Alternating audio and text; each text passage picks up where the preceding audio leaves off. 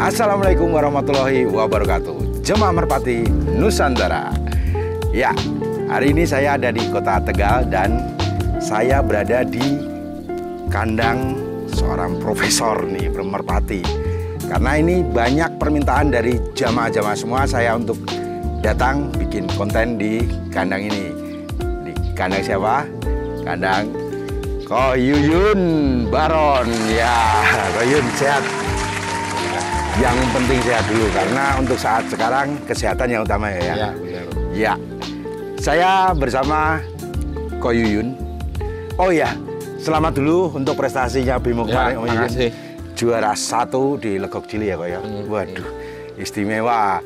Nah, Ko Yuyun bisa langsung aja kita bisa diceritakan nggak latar belakang Bimo itu siapa sih Kok? Bemo ya, Bemo gini, saya beli dari yang namanya Adi. Adi itu dia ya memang peternaknya Bemo. Ya. Ya, Adi itu dapat indukan dari Mas Aan. Ya, Mas Aan Gardon terkenal Ya, itu. ya. Mas Aan Gardon itu hubungannya dari dulu itu udah baik sekali sama saya. Dia pertama kali saya beli burung juga sama Mas Aan itu. Ya. Nah, Mas Aan beli burung ke saya waktu itu betina. Ya. Dia pengen buat ternak. Waktu itu memang dia nyodorin jumlahnya nggak banyak ya, karena dia memang terus terang saya nggak punya uang kok. Ya. Saya pengen burung dari koyun, pengen buat ternak, pengen cewek. Ya. Ada 1 juta waktu itu saya kasih cewekan. Kalau saya bagus-bagus kok. Ya, saya nggak bisa kalau jual yang jelek itu kan nggak bisa. Ya. Bagus tapi masih riset. Oke. Gitu ya. Jadi sama masaan diternak dengan darah Angry Bird. Nah, nggak lama kemudian sekitar 2 bulanan masaan butuh duit. Ya. Lalu koyun ini dibayarin lagi aja. Oh. Nah, saya bayarin lagi sebelinya waktu itu 1 juta saya bayar lagi. Ya. Terus burung itu saya naikkan lelang, tapi saya lupa yang menang siapa nih ya. Setelah itu di Aan itu ninggalin burung yang namanya BL sama SGM. Oke. Ini sesarang, Jantan semua. jantan semua. Nah, ada lagi adik betinanya. Nah, yang BL saya beli juga itu BL yang sering warna yang mangus warna ya? mirip bajak laut. Ya, ya. Nah, sesarangnya itu SGM itu burung over cc, nggak bisa dipakai. Ya, ya. Tapi kemudian sama Adi ini akhirnya yang pegang Adi. Nah, sama Adi diternak dengan adik kandungnya sendiri. Keluarlah Bemo. Jadi itu Bemo itu burung termasuk burung langka ya. Langkanya bisa 1:1 juta ekor lah. Kakak ketemu adik. Nah, itu dia inbreed horizontal. Itu langka sekali bisa.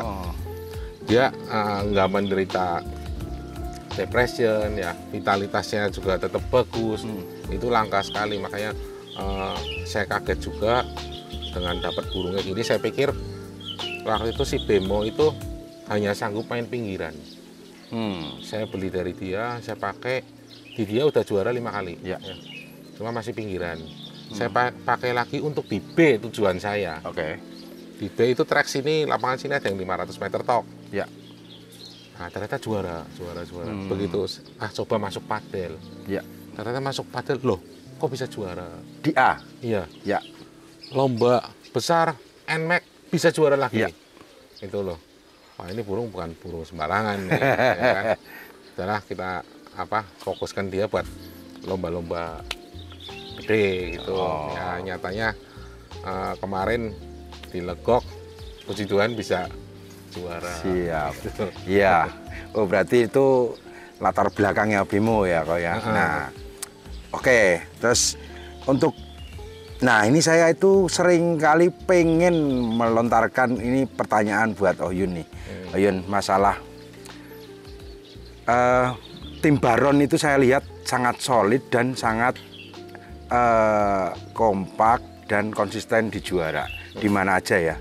Nah, saya itu pengen tahu sebenarnya untuk Oyun itu mengatur statistik pemain. Kayak kalau dilihat itu seperti kayak nyusun pemain bola nih. Oh, itu kuncinya gimana? Atau gimana, Oyun?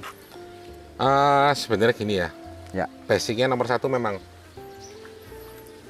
ini ada faktor yang mendukung untuk juara ya. Satu memang kualitas bahan itu materi sendiri ya. Terus kualitas orangnya, Oke. jokinya ya. Terus rawatannya, terus manajemen. Ya. Manajemen ini meliputi teamwork. Oke. Teamwork orangnya, dan ada lagi yang terakhir yang orang sering lupa. Apa itu kok? Orang kan sering susun-susun nih Ya. di Facebook nih, yang striker. Oh ya, statistik kayak bola itu ya. Itu sebenarnya betul. Ya. Jadi yang teamworknya itu bukan hanya orangnya saja, Materi tempurnya pun pun harus teamwork. Ya. Jadi untuk bisa menjuarai suatu turnamen itu dibutuhkan kelengkapan pemain. Itu yang sangat perlu. Ya. Contohnya gini, untuk sekarang ini ya sebenarnya gini. Saya kemarin itu nggak target juara, Pak Haji. Masa? Iya, ya namanya rezeki ya. Ya. Itu rezeki ya. Ya. Cuma saya memang berusaha sebisa mungkin. Ya. Karena apa? Belakangan ini saya bertempur tanpa striker. Nah, itu dia, saya juga kemarin lihat Koyun kok turun di event besar, strikernya pada lihat nggak ada. Ya. Ya. Itu kenapa kok? Satu memang saya habis kehilangan jenderal itu ya. Jenderal itu striker. Ya. Terus satu lagi bajak laut. Bajak laut itu sendinya copot. Oh, lagi cedera. Iya, jadi memang saya masih upayakan buat operasi kemarin kebentur PPKM ya. Jadi nggak bisa. Nah, nanti baru diupayakan untuk operasi gitu. Nah, tanpa bajak laut ini, tanpa jenderal, saya mau strikernya siapa? Gitu loh. Kan cuma ya udah kita maksimalkan seadanya. Kita bermain tanpa striker, kita bermain dengan pemain tengah semua sama back. Tapi jangan lupa back itu juga bisa mencetak gol. Iya. Ya, pemain tengah juga bisa mencetak gol. Yang Iya. penting kita semua ya, anak-anak itu kerjanya tetap semangat. Iya. Terus kompak ya, tanggung jawab, disiplin itu harus. Iya. Ya memang mungkin tampil dengan tidak dengan striker itu mungkin bikin down juga ya kok ya. Tapi yang penting, nah cara untuk Oyun itu bisa menyemangati anak-anak. Terus kita nggak pakai striker nggak apa-apa, tapi kita tampil dengan materi yang siap. Dan itu kuncinya apa kok? Kalau kuncinya sebenarnya ada pada saya sendiri ya. Saya benar-benar membangun motivasi sama joki-joki saya biar dia nggak ngedrop. Soalnya gini Pak Haji, kemarin itu sempat saya sendiri pun hampir drop ya. Kita tampil di padel dengan sisa lomba itu 13 burung saya 9. Tapi saya lihat burung dan saya lihat joki, saya bilang nggak bisa juara. 9, burung saya 9, musuhnya 4 loh, nggak bisa juara loh, bayangin ya kan. Itu tampil lagi, burung saya di atas 7, musuh 4 atau 5 itu kan. Juaranya paling kebagian juara 3. Nah itu saya lihat mental mereka makin down ya. Nah kita kemarin kan lihat, bisa dibilang pertandingan di Legok Cili kemarin kan sesinya luar biasa. Luar biasa. Oyun, saya juga lihat Om Yeda, sesinya pada waduh kayak batu-batu. Nah, dilempar dari atas. Kunci Oyun bisa membungkam batu. Saya gini, saya orang berpikir secara logis ya. Saya tanamkan, kalau mereka datang ke Legok pertama ngedrop, bos burungnya kayak batu semua. Saya bilang sama mereka, loh, kalau batu kenapa? Kamu tahu ini yang home pimpa itu? Kalau batu itu dilawan sama batu itu draw. Ya, dia itu terus sama-sama pecah. Batu itu kalahnya sama kertas. Itu loh. ya kan? Bisa dijelaskan kok. Nah, Batu dilawan dengan kertas kok. Saya ada yang waktu pralomba awal itu saya mengamati karakteristik burung-burung yang ikut lomba. Ya. Karena dia bermain dengan kecepatan semua, ya. Mereka fokus dengan kecepatan semua, itu sangat sedikit burung teknik. Oke. Ya. Memang kalau pemain yang belum biasa pegang burung teknik, ya, itu nggak pede. Betul. Kebetulan saya sendiri, joki sendiri pernah pegang sapu angin. Oke. Bukan burung kenceng, burung teknik. Nah, kita lihat kemarin, ya, yang tampil sebagai juara 1-2 itu si Rampok itu juga burung teknik. Saya amati Rampok itu, saya ngefans juga sama Rampok ya. Saya amati di YouTube-nya, wah ini burung teknik luar biasa. Ya. Saya pun Bemo juga burung teknik basicnya. Nah itu saya tanamkan ke anak-anak bahwa yang penting burung kita itu masih bertahan di babak ke-5 atau ke-6, itu bagus. Masih ada, saya bisa upayakan untuk juara. Yang penting kamunya yang pegang jokinya ini tetap pede, tetap semangat. Iya. Ya. Batu itu kalau terus dilempar-lempar ke bawah, lama-lama akan pecah. Iya. Ya. Kalau kertas kita lempar seberapa pun dia nggak akan rusak. Ya, sangat menarik ininya kiasannya si Oyun ya. Jadi sangat mungkin bisa dibilang ya masuk akal juga. Nah, jamaah ya. Nah, jadi melawan batu itu jangan pakai batu lagi ya. Ya. Sangat asik. Terus Oyun mungkin bisa dikasih motivasi buat pemain-pemain nih Oyun. Seperti kata Oyun tadi, CC bukan segalanya ya, bisa dibilang gitu.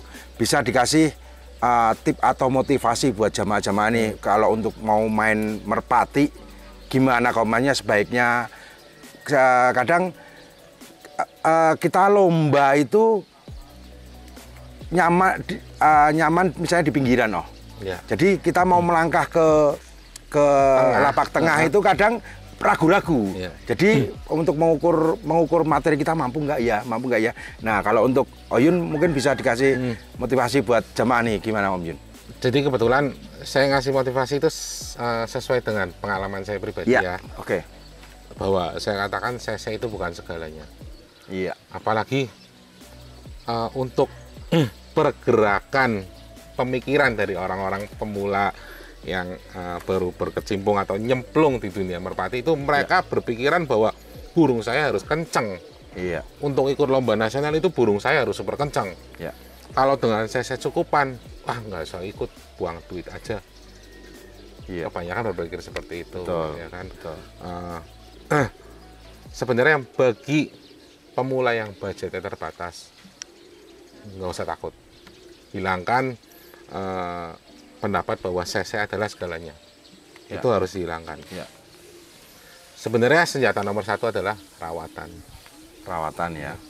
Bagaimana kita bisa merawat burung secara optimal, apa aja sih yang baik, apa aja sih yang bagus, suplemen-suplemen yang digunakan untuk si burung ini agar selalu tampil fit. Iya. Ya. Burung dengan kecepatan super pun banyak yang nggak juara, bener nggak? Betul. Karena dia cuma, wah burung saya kenceng. Ya. Pede dengan kencengnya ya. Kesehatan dia nggak perhatikan. Iya, betul. Itu yang jadi masalah. Ya. Burung di lomba nasional terbang bukan hanya 5 kali juara. Iya.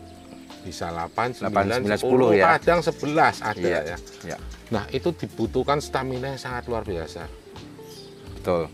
Pak Haji sekarang gini, saya gambarkan lagi ya, sebuah perumpamaan ya.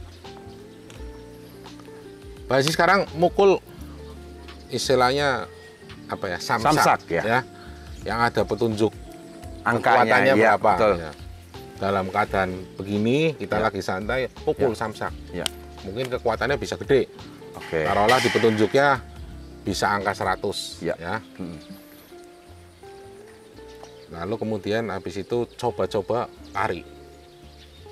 Sprint, nggak usah jauh-jauh, 100 meter aja. Ya. Bolak-balik terus. Ya. Tunggu, begitu sampai pukul samsak itu, kekuatannya pasti menurun. Ya, betul. Itu logikanya. Iya, masuk. Tapi kalau kita bisa menjaga stamina dan dengan berkat rawatan-rawatan yang bagus ya, kita perhatiin suplemen apa aja yang bagus untuk kesehatan dia, ya gizinya juga tercukupi. Ya, gizi itu dia terjamin di karbohidratnya, vitaminnya, proteinnya, lemaknya, gulanya, itu banyak sekali. Iya. Itu yang orang nggak perhatikan. Iya.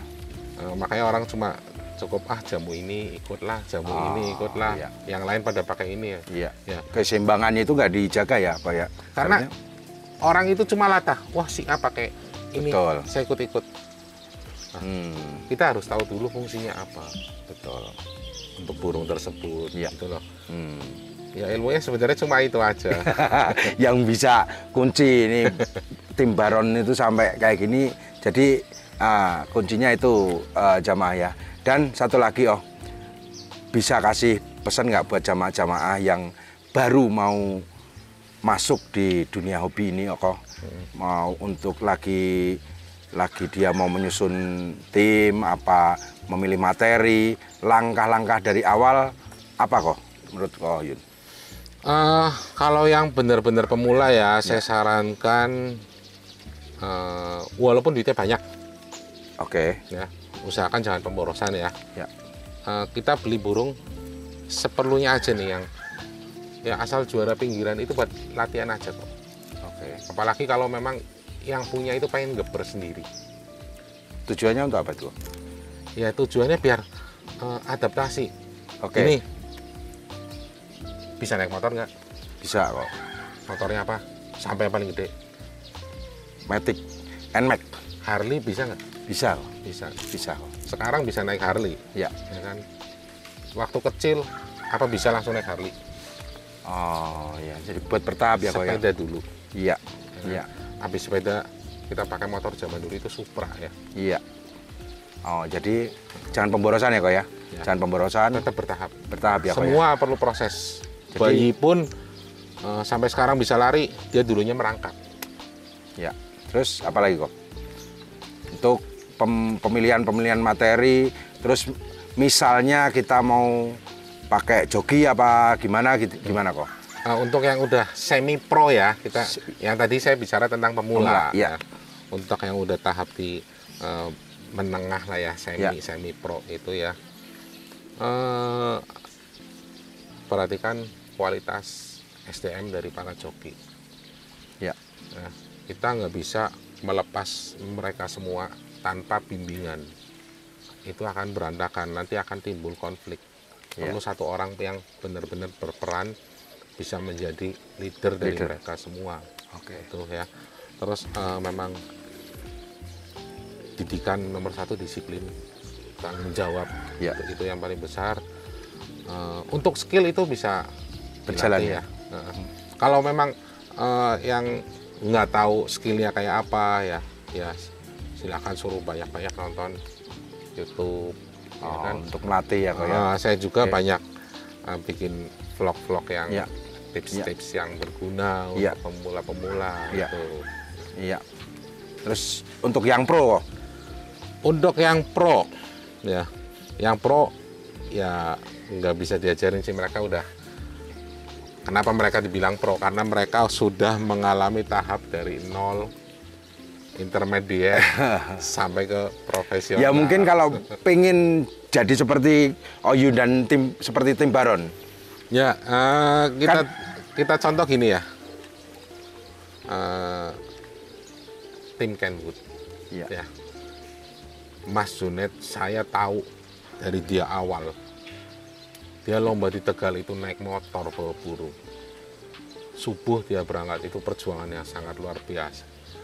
Ya. Dari Pekalongan dia bawa burung waktu itu Niagara itu ya. Dia bisa sama bawa Sampurna, dia bisa menjuarai event di Tegal.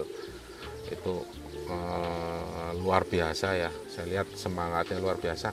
Nah, hasilnya dia seperti sekarang ini ya, udah jangan heran. Jangan heran ya. Jangan lihatnya sekarangnya ya kok ya. Jangan lihat seperti sama, jangan lihat saya yang sekarang ya. Saya perjuangan juga sekarang, bayangin ya, kalau Mas Junet itu jam 5 pagi berangkat, dia lomba seharian, sore habis maghrib dia baru pulang, capek. Tapi capek dia tetap ngurusin burung lagi ya kan. Ada ngawinkan burung buat persiapan besoknya seperti itu. Ya saya pun bangun dari rumah jam 7 pagi atau setengah 7 nyampe kandang. Saya bersih-bersih sendiri. Waktu itu maklum saya belum punya uang buat bayar karyawan. Oh ya? Jadi saya ngelatih sendiri. Saya sampai ngerawat sendiri malam ya. Saya baru pulang nyampe rumah itu jam 12 malam.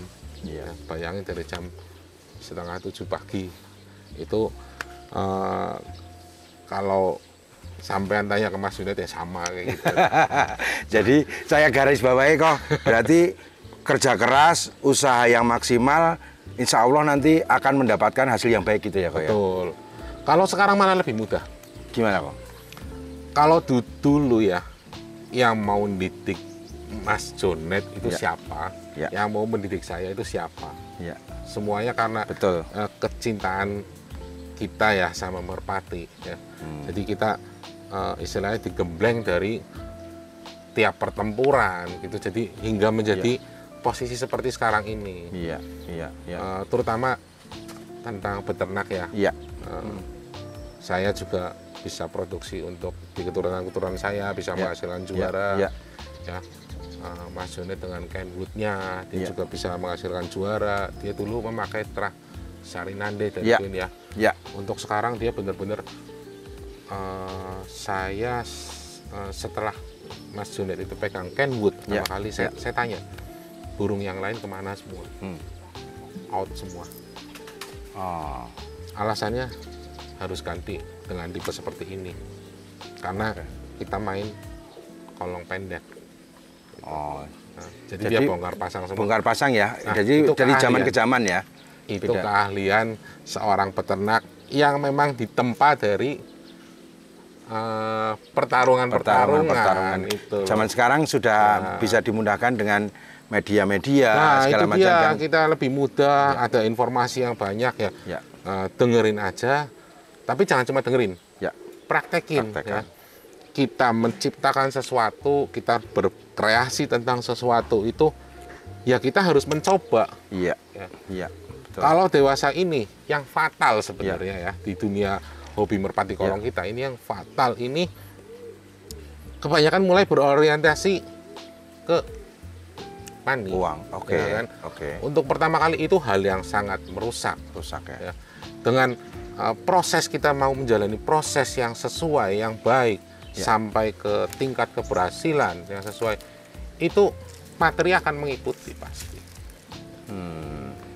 Jadi dicoba, dicoba, didalami. Ya gagal itu pasti. Semua orang itu kalau pengen berhasil harus gagal ya kok ya. Harus gagal. Saya pun pertama ternak itu ya burungnya tinggi-tinggi tapi pelan-pelan. Saya bongkar lagi dengan materi yang sama, hasilnya kencang-kencang tapi ngerobohkan semua. Nah itu loh proses. Makanya jadi saya belajar dengan ini akan seperti ini, dengan ini seperti ini. Ya. Tuh jemaah tip dari Koh Yuyun. Jadi orientasinya untuk pertama jangan uang dulu. Itu akan mengikuti ya, akan mengikuti kalau memang produknya memang layak, nanti pasti akan dicari. Koh Yuyun, saya terima kasih sekali dikasih waktu yang singkat karena Om Yuyun tahu kesibukannya sangat sibuk sekali nih jemaah. Waktu yang singkat tapi obrolannya yang sangat berkualitas. Saya terima kasih sekali Oyun ya. Sama-sama. Jangan kapok kalau saya datang ke sini. Santai aja. Ya, terima kasih Oyun waktunya karena saya tahu Oyun waktunya sangat sibuk dan saya masih sempat dikasih waktu untuk ngobrol bincang-bincang yang singkat tapi sangat berkualitas ini. Jangan lupa yang terakhir gel PMC ya Oyun ya. From zero to hero. Wassalamualaikum warahmatullahi wabarakatuh.